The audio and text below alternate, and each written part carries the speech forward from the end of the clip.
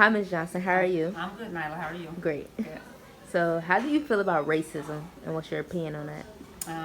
Racism is alive and well, unfortunately, even in 2019. It's been there. It did not leave. I just think that nowadays there's a better job in disguising it. Um, Racism is not, is against, it can be against different backgrounds of people, different races of people. I've experienced it as being a black woman. So that's a lot of what I've seen. I have seen it towards other races. Um, but being a woman of color, I have experienced it, and unfortunately, it is sad. I've spoken up to it, and I believe that's what we have to continue doing, because we can't just wipe it out all at once. It's going to be there. It's going to continue to be there. So all we can do is our part and be the best us we can be, and continue making sure that awareness is brought to it and speaking up to it. Do you think your grandson will witness racism?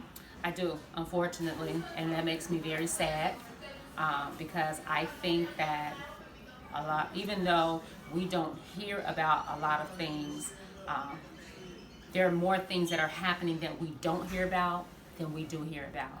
And it makes me sad that my grandson will experience that. Being a black male, it really bothers me.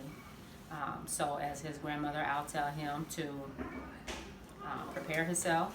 I'll help prepare him. Keep his nose clean. You know that you always have a strike against you, first of all, because you're born a black male. That's what I believe. And so he has to be, again, the best person that he can be. He needs to, awareness needs to be brought to him. He needs to be the person he needs to be, so that he does not make himself a target, because the target is already on his back as a black male. So he doesn't need to add to that. Okay. Any advice you want to give to young African American teenagers? Yes, keep your nose clean. Your choices have consequences.